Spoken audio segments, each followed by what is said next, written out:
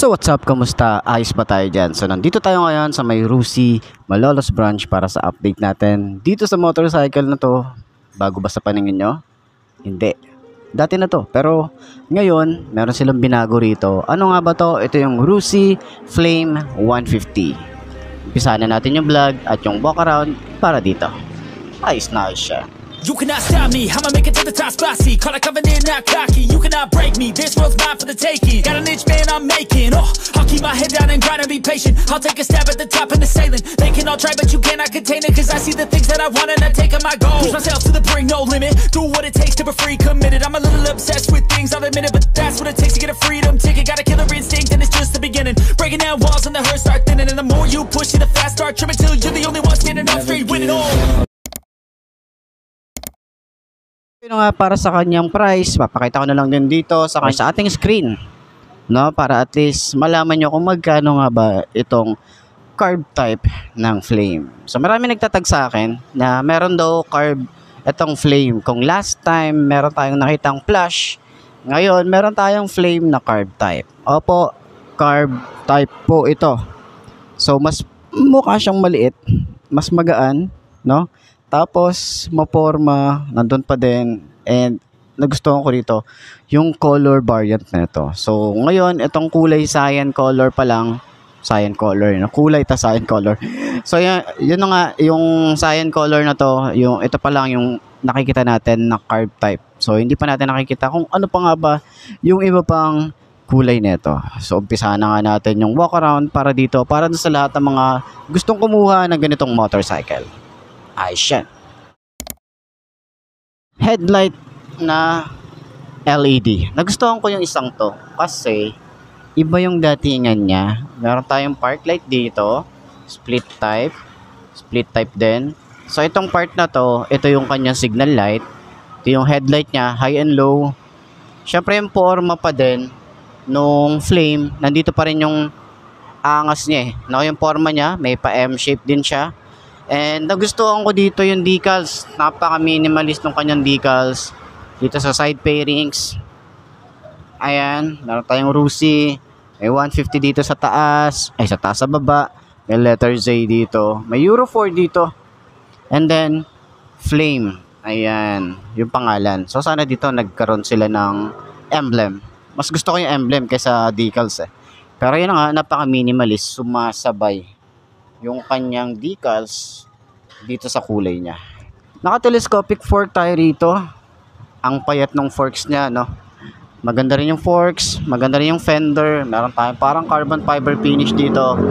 Maangas yung datingan ng kanyang fender. Tapos flexible yan. Maganda yung kanyang plastic na ginamit. Sa extension, mahaba din yung extension natin dito para sa talsik ng putek. Hindi siya rekta dun sa makina. Naka dual path caliper tayo rito. Maganda rin yung kanyang disc brake, wavy design. Yung mga ganito talaga parang Raider type eh. Naka mugs tube type tayo rito. Ang kanyang size ay 2.5 by 17. Tube type pa rin naman to. Okay? So nandito pa rin yung angas ng Flame. Ayan, may mga pakanto na design. Kita nyo yan. Napaka-aggressive, napaka-sporty looking ng ganitong motorcycle. Nandito pa rin yung ating USB charging port. Ayan. So, pwedeng pang long ride itong isang to. So, karamihan din kasi, yun yung sinasabi ko kay Rusi na meron tayong carb type, meron tayong FI. So, kung yung may mga gusto ng carb type, ay mapagpipilian kayo, 'di ba? Sa FI, meron ding FI na ito. So, naka-upright position siya. Hindi tayo masyadong sub-sub dito. Pero mamaya sakyan natin para at least malaman nyo yung 5 to na kagaya ko kung ano nga ba yung itsura natin dito. Dito pa rin yung ganda or yung angas ng design para dito sa panel gauge. Naka fully digital tayo rito. Ignition, napaka-simple lang din. Ito yung susi niya. Simpleng-simple lang din. May shutter lock na rin tayo rito. Naka-clip on yung kanyang handlebar. Pwede niyong palitan to ng medyo nakapasubsob pa. Okay? Dito naman sa mga switches natin dito. Ordinary plastic na ginagamit ni Rusi. Wala namang special dito. Dito sa side, naka quick throttle na tayo. Electric starter yun dito. Throttle, mababaw. Ayan. Maganda yung kanyang grip. Saktong-sakto sa kamay natin. Levers, maganda rin yung design. Matte finish. And malambot siya. Ayan. Smooth lang. Dito naman sa side, makapal yung design dito. Meron tayong rubber. And then, clutch. Okay, malambot. Suwabe lang din. Dito naman yung switches natin. Meron tayong on and off ng kanyang park light, headlight, high and low, signal light, busina, and then choke. Kasi nga, carb type to. Wala siyang flasher. Pero sana lagyan nila ng flasher tsaka hazard. Ayan. Kahit sabihin natin na may nabibili naman yan, mas maganda yung naka-built-in na, diba? Hindi ka nabibili, hindi ka nagagastos, diba? Meron tayo rito parang carbon fiber finish. Open yung part dito. May mga maliliit tayong details dyan. Then, sa makina niya, sa mga nagtatanong kung anong makina neto, makina siya ni Macho 150. Same lang din dun sa flash na nakita natin. Ganito rin yung makina niya. And meron tayong kickstart. Meron tayong rear brake pedal. Maganda rin, smooth lang din. Maganda yung texture dito, kakaiba yung kanyang finish. Ating foot pegs, combination ng rubber and metal. Dito sa side, para tayong may carbon fiber finish dito. And then glossy, no? Ang ganda ng pagka-glossy niya. Foot pegs para sa ating angkas. Ayan, combination din ng rubber and metal. Maganda yung frame dito. Yung ginamit dito. 'Di ba? Kita niyo 'yan. Ganda ng frame na ginamit. Pati dito, oh. Sa tambucho, simple lang. Meron tayong cover dito na metal. Naka-single exit tayo rito. Ayan. Naka-monoshock din tayo rito. Hindi ko makita kung adjustable siya. Pero ayan, naka-monoshock siya. And nasa pinaka-center. So, kagandahan din dito. Meron din tayong disc brake dito sa likod. Naka-single pot caliper. At yung size dito ay 3x17. Ayan. Yung forma naman dito sa likod. Meron tayong grab bar. Combination ng rubber and metal. May Rusi na naka-emboss. Ganda rin ng design. Ating taillight. Ayan. Hindi ko masyadong makita yung taillight eh. Ayan o. Meron siyang park light dito. Ito naman yung pinaka-taillight niya sa gitna. Ayan. So, maganda yung design niya. Unique style. Meron tayong reflector. Signal light. Napaka-flexible din. Ayan. Flexible siya. And meron tayong plate light. Yung kanyang fender, maganda rin yung fender niya. Mahaba din. Medyo manipis lang siya. So, meron din tayo. Manipis lang din. Ayan, flexible. Parang carbon fiber finish yung datingan niya. Yung kanyang sprocket, 42T yung size na ito. Sa makina naman, sa shifter, naka-single head shifter tayo rito. Same din naman nung dati. Yung FI neto naka-single shifter din siya.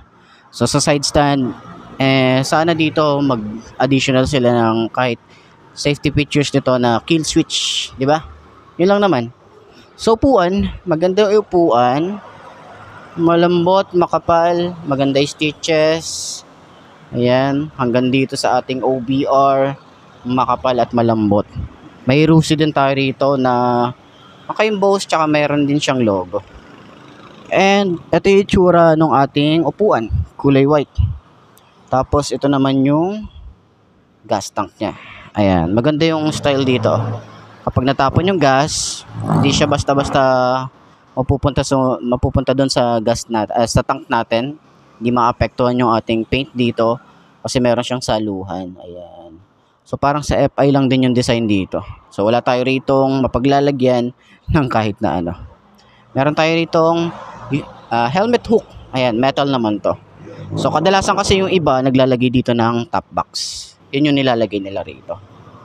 So ayan yung kabuuan natin para at least malaman natin kung abot ba natin itong motorcycle na to.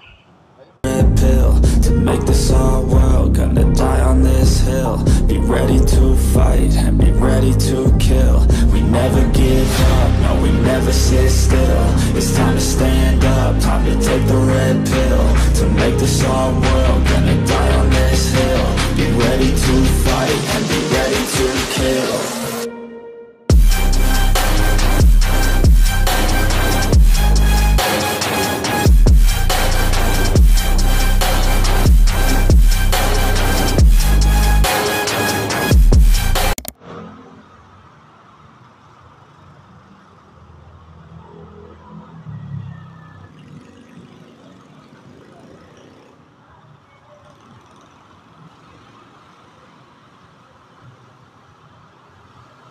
So ayun na nga, para sa 5'2" na kagaya ko, abot naman natin siya. Naka-boots tayo ngayon.